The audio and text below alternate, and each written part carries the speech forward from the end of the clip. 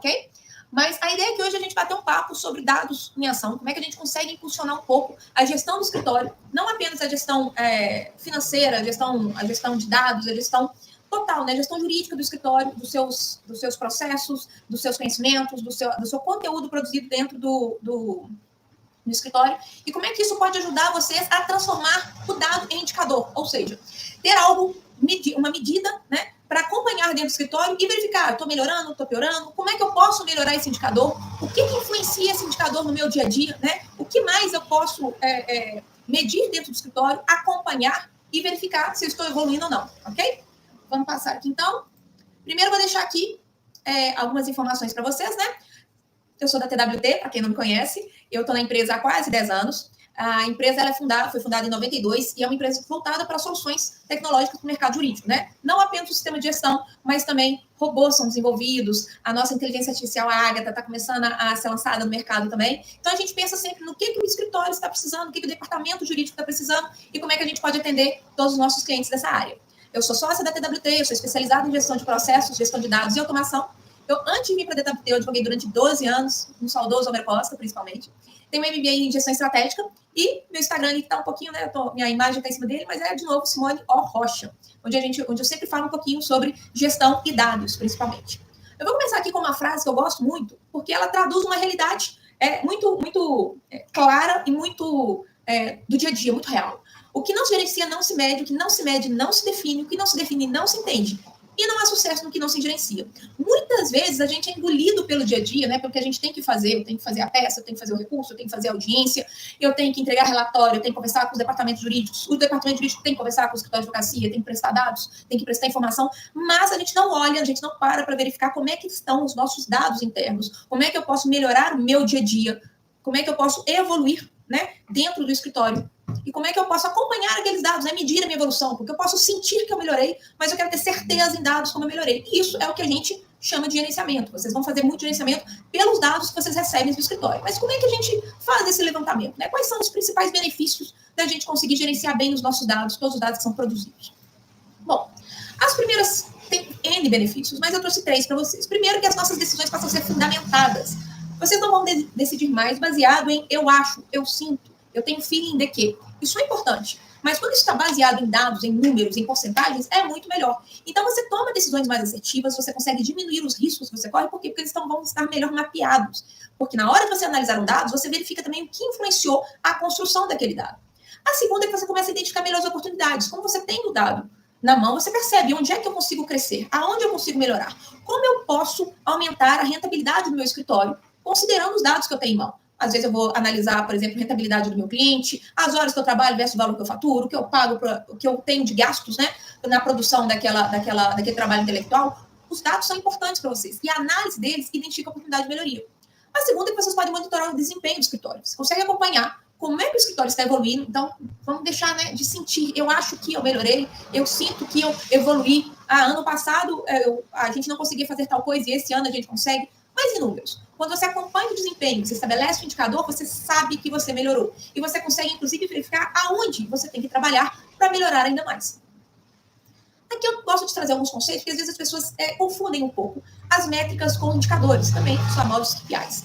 As métricas são medidas brutas, elas são valores mesmo. Então, eu tenho quantidade de processos, quantidade de sentenças, quantidade de advogados, quantidade de horas que eu lanço. Então, são mais quantitativas. Já os indicadores, eles são cálculos. Eu faço uma medida calculada. Normalmente, vou apresentar isso em porcentagem, que vai medir o desempenho. Então, ano passado, eu tive 43% de sentenças julgadas totalmente procedentes e 37% das sentenças julgadas parcialmente procedentes. Este ano, eu tive 45% das sentenças julgadas totalmente procedentes. Então, os indicadores são sempre um cálculo e te permitem verificar. Houve uma evolução de um período de tempo ou de uma situação para outra?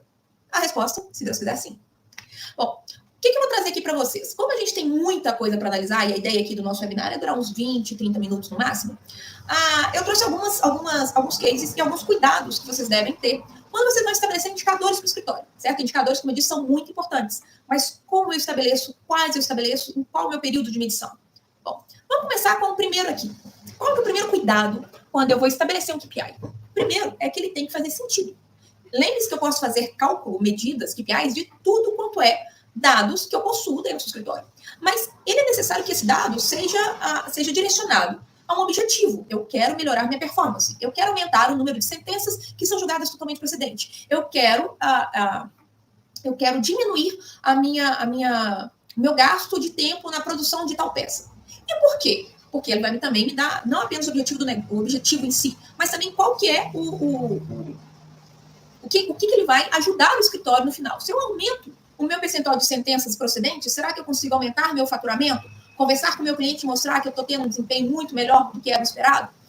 Eu consigo estabelecer, por exemplo, considerando a rentabilidade de um cliente, será que vale a pena eu manter ele na minha carteira ou não? Certo? Porque às vezes a tomada de decisão que vocês têm, eu tenho muitos processos para acompanhar e alguns deles não estão sendo rentáveis. Como é que eu defino qual que vai ser a minha tomada de decisão? Eu dispenso o cliente, eu renegocio os meus honorários, eu contrato ou dispenso o advogado, o que eu faço, certo? E esse é o nosso primeiro desafio. Então, se de um primeiro lado eu preciso tomar cuidado na hora de definir o meu KPI, o segundo eu não posso me perder no mar de possibilidades. Porque, como eu disse, vocês podem ter N KPIs dentro do escritório, que vocês têm N possibilidades de dados. Mas se eu meço muita coisa, possivelmente eu não meço nada, né? Porque eu vou me perder em todas aquelas informações. Principalmente, gente, se vocês estão começando agora, eu vou estabelecer um KPI para o meu escritório. Vou começar por qual? É uma boa pergunta. E por quantos? Se vocês colocarem 30 KPIs, pode ser que vocês não consigam medir 30 KPIs e consigam acompanhar e consigam ter todos eles objetivando, né? O direcionamento do negócio de vocês e a tomada de decisão. Então, é muito importante vocês entenderem quais são os KPIs realmente necessários para o escritório. Eu vou dar aqui um exemplo de alguns KPIs bem comuns, que separar, né? Vocês podem ver que vocês podem ter KPIs de produtividade, financeiro, comercial e N outros. Posso ter KPIs de RH, eu posso ter KPIs internos de gerenciamento, então podem ser feitos de vários. E só nesses 3 eu trouxe alguns exemplos dos KPIs mais utilizados. Vamos começar com a produtividade. Eu posso fazer hora por equipe, por sócio, valor médio, custo por processo, quantidade de processo por êxito por ano, quantidade de peças produzidas, a taxa de ocupação dos advogados dentro das peças que eu produzo, ou seja, eu gasto mais horas em recurso ordinário, eu gasto mais horas no recurso agradecimento, eu estou gastando muita hora fazendo audiência, então eu consigo fazer essas medições. Isso na produtividade. No financeiro, mais um tanto. Custo por caixa, fluxo de caixa, geração de caixa, resultado operacional, capacidade de gerar lucro, né? Ponto de equilíbrio interno, retorno de investimento que eu estou fazendo. Olha só, já são vários KPIs. Quando a gente começa isso dentro do escritório, na primeira semana, possivelmente as pessoas empolgam um pouco e ficam um pouco perdidas também. Porque são muitos direcionamentos que vocês podem tomar. E é interessante vocês escolherem aqueles que realmente vão fazer sentido. E como é que vocês vão escolher esses? Bom, tentem que focar, e eu vou dar aqui alguns itens, né? Tentem que focar principalmente nos KPIs que vão primeiro. Conduzir os objetivos estratégicos dos escritórios. Ou seja, quando vocês estabelecem quais são os objetivos do escritório, eu quero crescer meu faturamento, eu quero aumentar meu êxito dos processos, eu quero ter mais horas de consultivo do que horas de contencioso. Quais são os KPIs que vão me ajudar nesse objetivo, certo? Quais são as áreas-chave que vão estar ligadas a esses objetivos?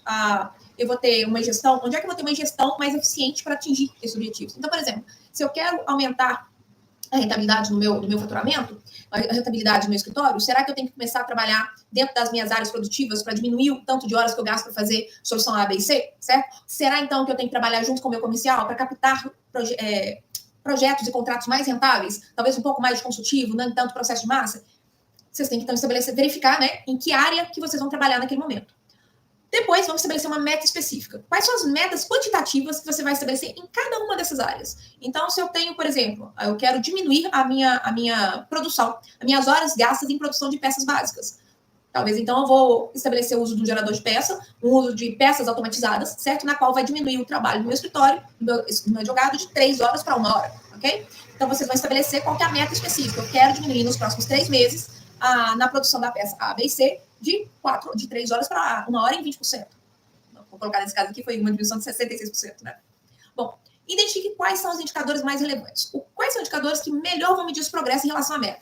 Nesse caso, no meu exemplo mesmo, talvez eu vou verificar quantas horas eu estou gastando num período de tempo versus quantas horas eu estou gastando no outro período de tempo versus também o tanto de horas que eu tenho disponíveis dos advogados nesse período, né?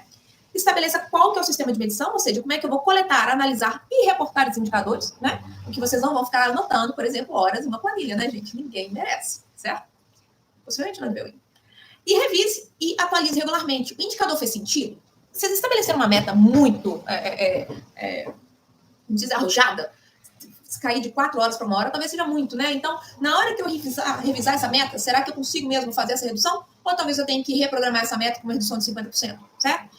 Então, com essas informações, com esses itens, já é um bom direcionamento para vocês conseguirem identificar quais indicadores, quais KPIs vocês vão estabelecer para o escritório de vocês, talvez até mesmo área a área, né? Bom, o que eu acho também que vocês têm que pensar sempre? Essas 3 perguntas. O que eu quero? O que é importante para você medir e por quê? O que você tem? Você vai começar do zero ou você já tem dados que estão à sua disposição e podem ser utilizados para o cálculo que você precisa?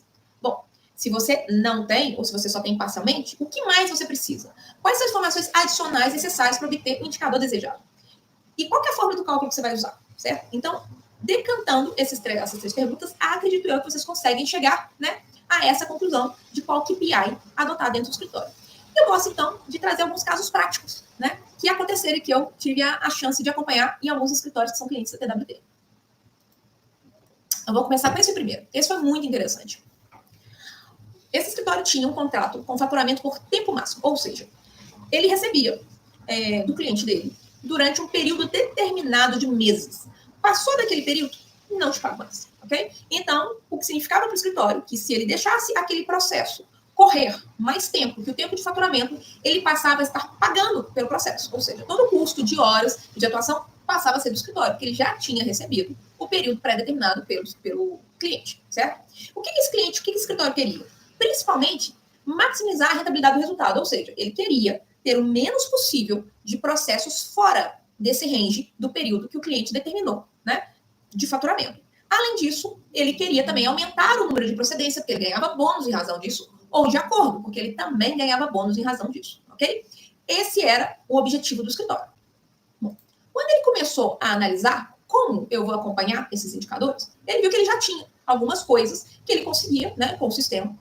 Ele já alimentava o sistema e conseguia acompanhar. Então, ele tinha os números de processo, ele tinha o número de advogados, ele tinha as datas da distribuição de cada processo. Ou seja, com a data de distribuição, ele conseguia calcular qual o tempo de faturamento que aquele processo teria para ele. Ele tinha as decisões e ele também registrava os acordos fechados, né? Então, ele já alimentava o sistema, ele já tinha informações bem na mão dele.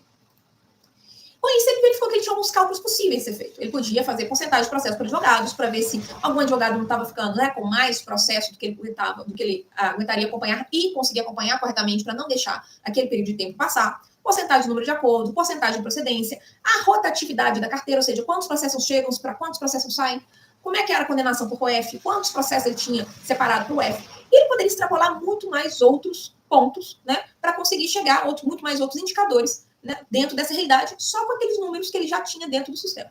Bom, quando a gente começou a analisar, a gente viu que o tempo de vida do processo, né, do início do processo até o tempo de finalização do pagamento mensal, a gente tinha algumas etapas ali que davam para ser subdivididas.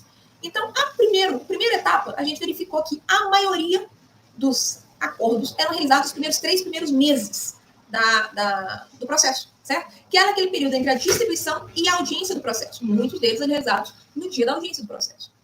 A segunda etapa, a gente verificou que bem antes do tempo máximo do processo, a maioria das sentenças, ou seja, aqueles processos que não saíam acordos, as sentenças eram fechadas eram prolatadas mais ou menos até o 8º mês de vida do processo, ok? Claro, né, nesse caso eram processos do juizado especial, né, gente? Porque imagina isso possível, maravilha, uma sentença de 8 meses. Se bem que eu tive notícias agora que o Cível está até conseguindo algumas coisas bem rápidas com o processo eletrônico, né?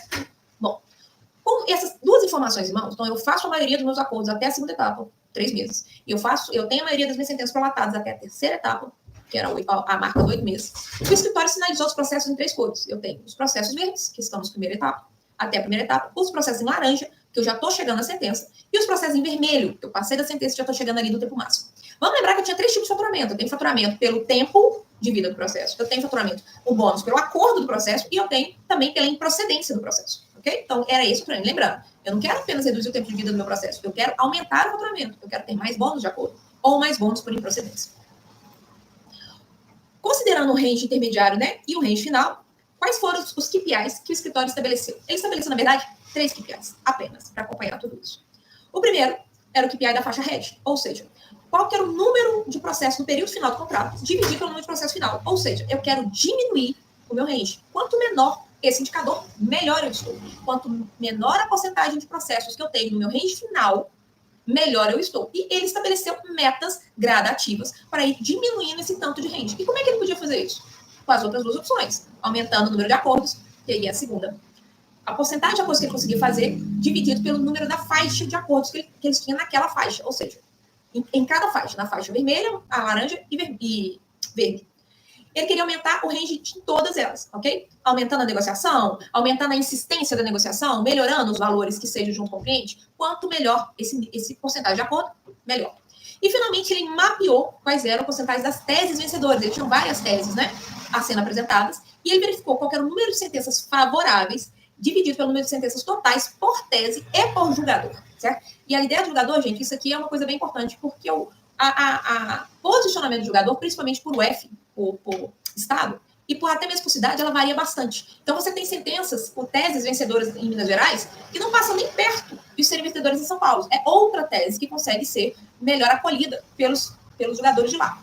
Então, ele colocou esses 3 indicadores e começou a monitorar esses 3 indicadores, fazendo a comparativo mês a mês. Qual foi o resultado? Aumentou o número de cerrados, porque a partir de agora a gente está acompanhando melhor. Lembra, os advogados querem diminuir o número de processos que chegam no range vermelho, ok?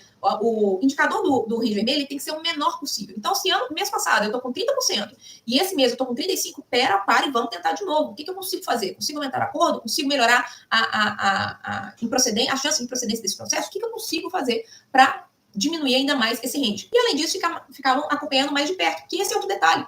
Quando você não tem um indicador, você acaba esquecendo. Poxa, eu estou acompanhando 300 processos. Eu vou olhar porque está publicando sentença hoje, para o acordo que eu tenho que fazer, para o recurso que eu tenho que olhar. Às vezes, os números se perdem e as pessoas param de acompanhar indicadores importantes, né? Param de perceber o tanto que é interessante você ter seu número na mão, exatamente para conseguir acompanhar melhor como é que está a sua atuação naquela carteira.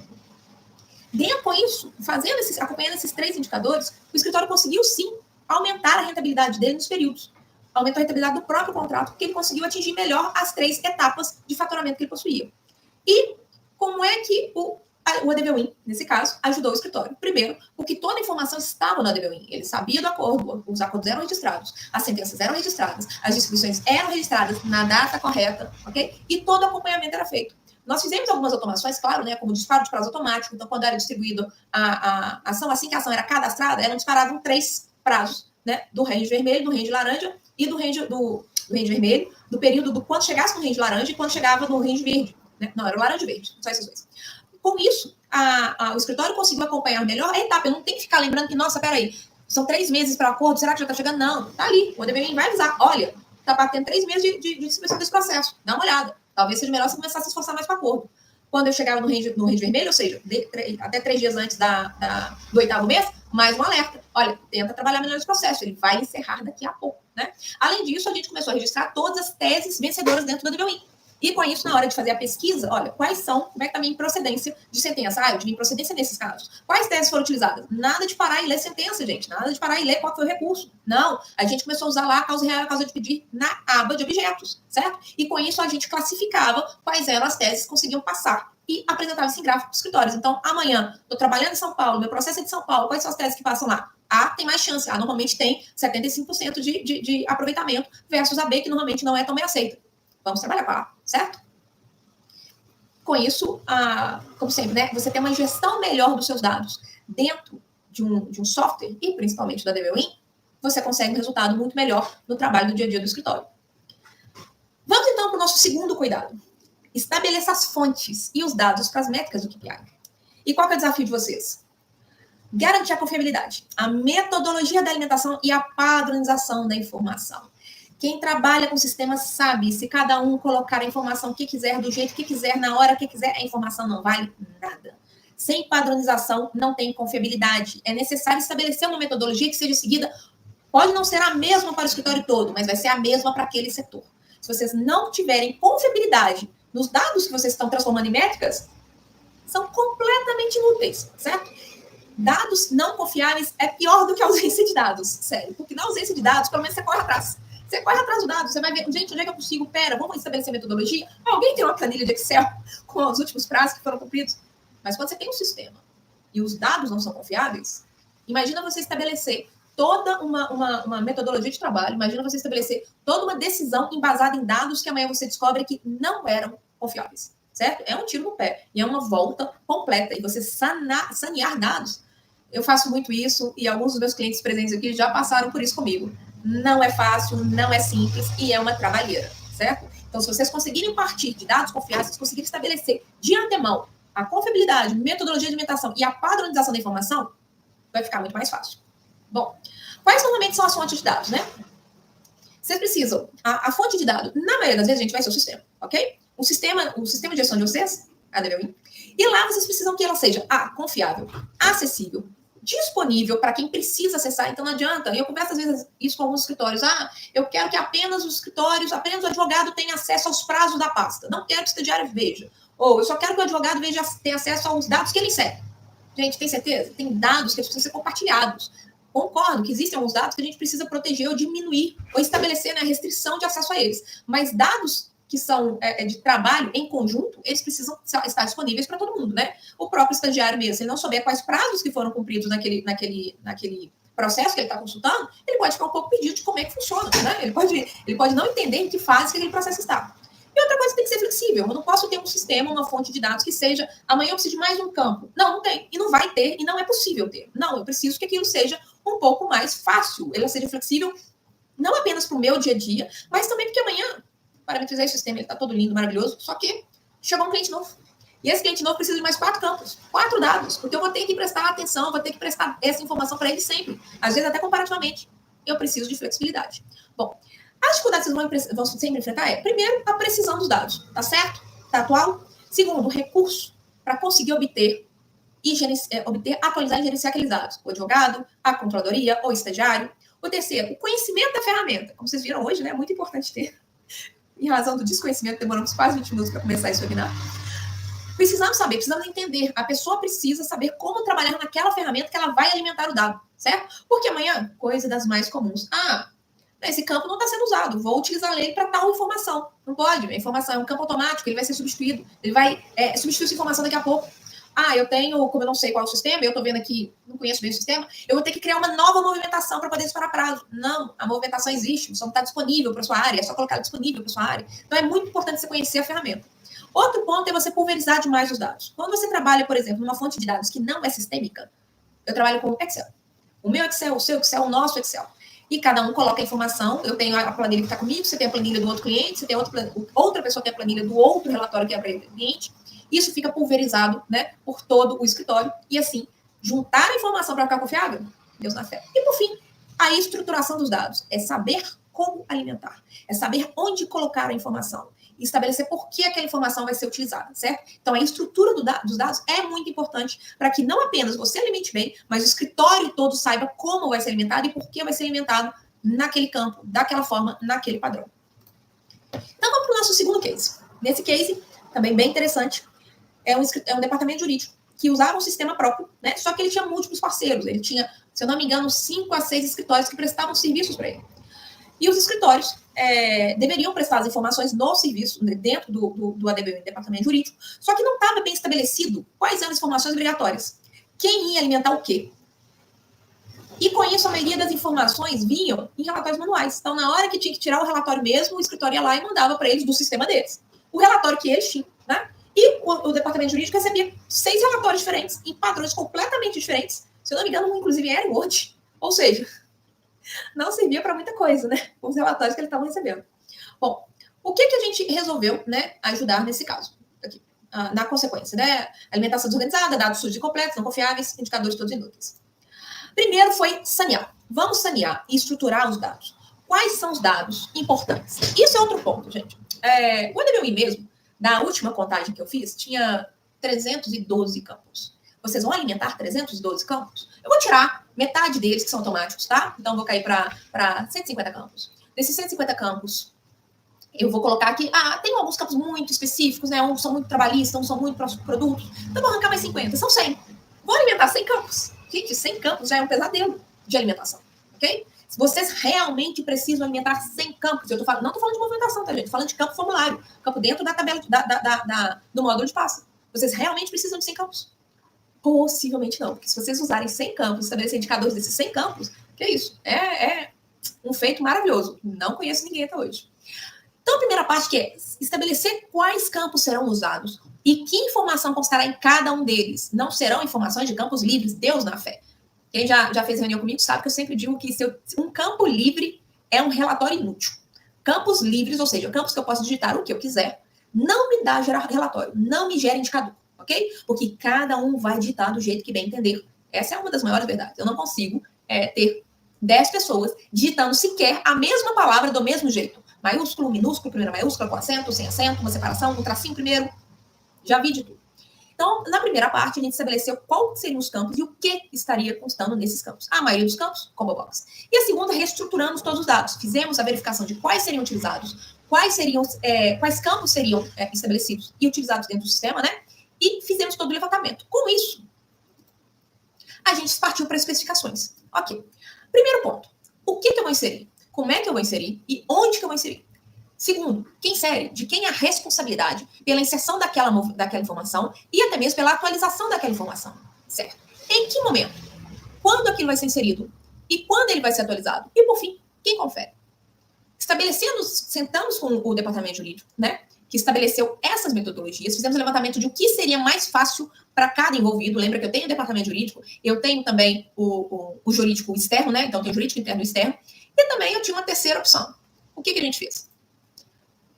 Fizemos o levantamento, principalmente um robô de integração, que robô, né, gente? É vida, integrações. É maravilhoso, porque é muito melhor eu ter um robô vindo com as informações, inserindo campos que eu não preciso que a pessoa se preocupe por inserir, né? E fizemos todo o levantamento. Então, quais serão os dados que o jurídico vai inserir, o que ele vai conferir, o que o jurídico externo vai fazer e o que o robô vai fazer, certo? Então, o robô, por exemplo, ficou estabelecido que ele traria todos os andamentos, ele que traria as audiências, certo? Ele que dispararia as informações de retroalimentação dentro do sistema, ele que disparar os prazos automáticos quando houvesse eventos importantes dentro do sistema, certo? Então, foi muito interessante a gente estabelecer exatamente em cada ponto para a gente conseguir levantar e melhorar os indicadores que estavam dentro desse escritório. Com isso, aí sim, a gente conseguiu estabelecer posteriormente quais os indicadores de acompanhamento, porque os dados estão confiáveis, os dados estão semeados e agora sim podem ser utilizados para qualquer cálculo. A reestruturação completa, né? Gerando economia, diminuição de trabalho, alinhamento das parcerias, indicadores confiáveis, visualização clara de metas. Esse foi outro ponto interessante, porque como o departamento jurídico não tinha indicadores, não dá para estabelecer também uma meta clara de melhoria. Eu vou estabelecer que os escritórios, por exemplo, têm como meta alimentar o sistema a cada 24 horas. Inviável. Será que eu preciso disso? Será que isso vai adiantar alguma coisa? Não, calma. Eu preciso saber que o escritório está acompanhando o processo. Eu quero ter certeza que pelo menos uma movimentação é inserida pelo escritório a cada 30 dias. Aqueles processos que não tiveram movimentação, ainda assim eu quero que o escritório acompanhe. Qual o percentual de processos que não tiveram nenhuma movimentação, a não ser o acompanhamento próprio do escritório, para eu saber como é que está ali a minha carteira, né, o trânsito e o acompanhamento da carteira. Bom, vamos para o nosso terceiro caso. O terceiro cuidado que vocês vão ter é a análise dos dados com a precisão e foco. Quando você pega um dado, gente, vocês podem muito bem extrapolar demais aquele dado, ou partir de dados que, apesar de matematicamente corretos, não estão eficazes. E o desafio de vocês vai ser não cair nas falácias estatísticas. Para quem quiser pesquisar um pouquinho mais, existem mais de 30 falácias estatísticas que valem a pena ser estudadas. Vários viés de confirmação, o viés de comparativo, são muito boas, tá? Aqui a gente não vai conseguir passar por todas elas, não, mas juro para vocês que vale a pena uma pesquisa rápida no Google, falácias estatísticas, é até divertido. Bom, vamos lá. Normalmente você estabelece, né, qual vai ser a nossa metodologia para levantamento do nosso indicador. Qual é o objetivo que eu quero? Quais indicadores que eu vou usar? Qual a fonte de dados de cada indicador? Qual a metodologia de cálculo que eu vou utilizar? A análise das possíveis variáveis que eu vou ter e, finalmente, verificar se o resultado está ok, como esperado. Essa, normalmente, é a metodologia que a gente utiliza, né, mais simples de estabelecimento de indicadores e acompanhamento, né, para gerenciamento das tomadas de decisões no escritório. Bom, ok. Então, vamos partir dessa premissa. Nosso case é um escritório com um grande passivo trabalhista. Normalmente, as condenações estavam acima de 30 mil e os valores médios de acordo eram abaixo de 10 mil. E ainda assim, ele tinha um grande passivo. Muito processo sendo distribuído mês a mês, ok? Certo. Então, qual foi a decisão baseada nessas apenas duas informações que o cliente e o escritório tomaram? Minha condenação média é acima de 30. Mas quando eu faço acordo, eu faço abaixo de 10. Ótimo. Vou fazer o quê? Aumentar meu número de acordo, certo? Vou aumentar, porque aí eu vou conseguir compensar ali nas condenações que estão chegando a 30k. Tecnicamente, estou ganhando ali, né? 20 mil reais de redução de passivo a cada acordo que eu faço, certo? Talvez só. Vamos lá. Primeiro ponto é que o escritório e o cliente trabalharam com informações muito isoladas. Eles trabalharam com informações que eles não analisaram o restante da situação. Ou seja, tinha outros fatores que influenciavam tanto a condenação de 30 mil quanto os acordos abaixo de 10 mil, certo?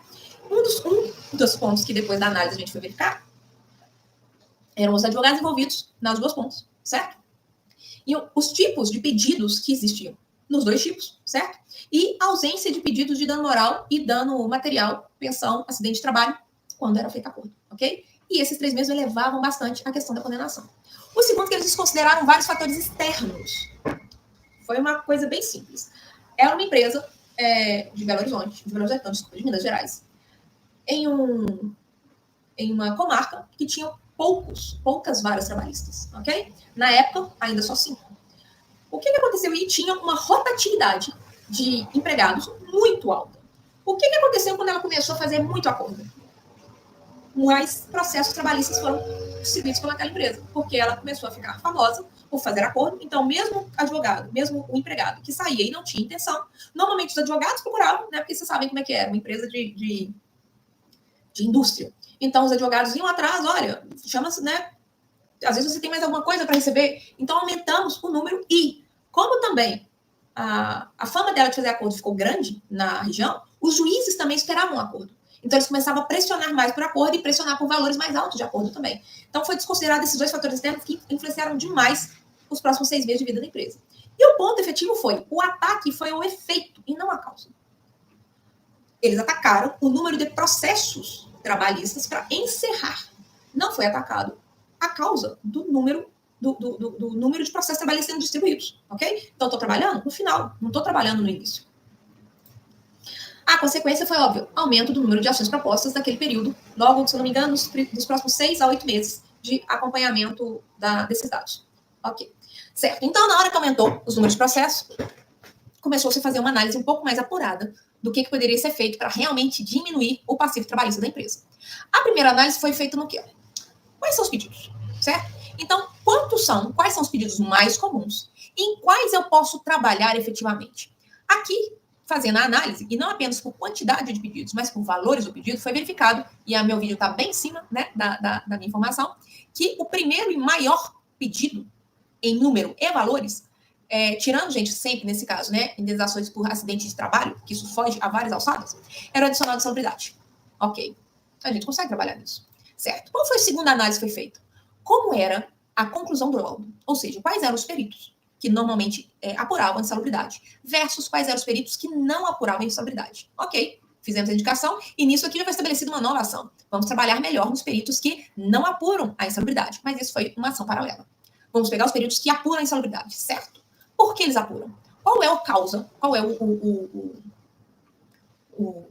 agente que está fazendo com que aquela insalubridade seja classificada, seja caracterizada?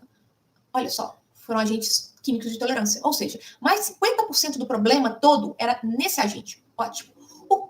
Por quê? Por que o agente químico de limite de tolerância está sendo tão caracterizado?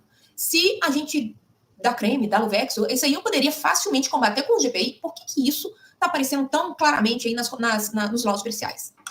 Quais os 4 principais motivos de caracterização? Foi feito o levantamento. Ausência do creme, inadequação das luvas, ausência de comprovação do creme e ausência de treinamento e fiscalização do uso do creme Luvex, que era o EPI necessário para combater o agente químico, ok? Beleza, ótimo, eu tenho 4 motivos. O que a gente vai fazer então? Vamos trabalhar em cima desses motivos, certo? Foi feito um trabalho junto aos peritos. Primeiro, foi para os peritos que normalmente, né, faziam a caracterização dos agentes, nós começamos, o cliente começou a trabalhar junto a ele para visita mais, a gente faz sim, olha só, a gente tem dispensa de creme Luvex, a gente faz o fornecimento, etc. Aí a gente começou a ser ouvido, né? Não, calma aí, você tá mascarando quando eu chego.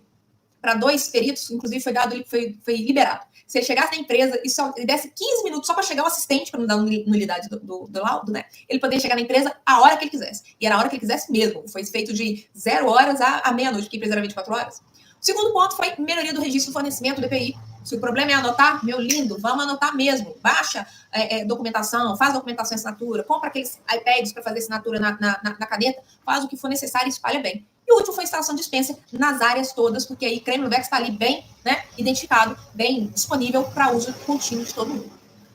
Com isso, a gente fomos estabelecendo e acompanhando, né? Nesse case, todos os processos, foram feito o levantamento de todos os processos, certo? Foi feito o levantamento também dos laudos periciais que foram registrados durante esse período. Foi feito o levantamento da caracterização de cada laudo pericial e foi feito também um levantamento dos valores de condenação de cada desse pedido. Com isso, foi feito um acompanhamento. Então, as ações que nós tomamos, certo? Estão afetando os processos daqui para frente. Lembra que é daqui para frente, né, gente? Então, vamos lá. Já fizemos todas essas ações, estamos convencendo os peritos que sim, a empresa se protege, consegue fazer todo o acompanhamento, estabelecemos o KPIs de acompanhamento interno, de registro, de fornecimento, de treinamento. Colocamos também os KPIs dentro do sistema para acompanhar a diminuição da caracterização dos laudos, né? Diminuição das condenações foi feitas, e com isso foi verificado, sim, não é questão de 1 ano e meio, né? Porque demora-se um tempinho para fazer todas essas modificações, a redução do passivo trabalhista que era gerado pela condenação adicional de salubridade. Com isso também, diminuição das ações propostas e recuperação do investimento que foi feito durante esse período. Aliás, o investimento que foi levantado desse período, que foi tudo isso que eu falei de acompanhamento, registro no papel ou no iPad, instalação de dispenser, era nem 10% do valor que foi diminuído com a diminuição do passivo trabalhista, ou seja, recuperação 10 vezes maior. Gente, então, qual que é o ponto principal? E sobre o último caso, o que a DVUIN ajudou? Vamos lembrar que a DVUIN tem uma aba trabalhista, né? Então, a informação do perito fica lá, a informação da conclusão do laudo fica lá, a informação dos agentes insalubres fica lá, a informação do agente periculoso. Então, tudo isso é informação alimentada na DVUIN, que foi automatizada, inclusive, para que fosse pedida ao advogado quando os momentos acontecessem. Ou seja, quando acontece o laudo, eu quero informação. Quando acontece a apuração, eu quero informação do agente. Então, com a parametrização, o advogado também não tinha que lembrar que ele tem que colocar. Isso é um ponto muito importante, porque se a gente depender do usuário, dele lembrar o que ele tem que fazer, Deus a fé, talvez não faça, né? É muito melhor quando o próprio sistema alerta que chegou o momento daquela informação ser dada para ele. E por isso que o sistema de gestão pode ser um aliado muito estratégico do escritório, né? Porque você consegue checar se as informações e inserções estão sendo feitas corretamente, você consegue automatizar de acordo com a informação inserida, você consegue estabelecer qual que é a rotina dentro do sistema, e como está centralizado no sistema, você não descentraliza a informação, espalha ela, né, em planilhas de Excel, e-mails e outras informações e outros sistemas de controle. Você consegue integrar o sistema de gestão com outros sistemas, com a parte da publicação, com os robôs de integrações, com bancos. Né? A gente tem, por exemplo, a conciliação bancária. Você consegue diminuir o erro humano também. A disponibilidade da informação é para todo mundo, né? Ou para quem tem que ter acesso àquela informação.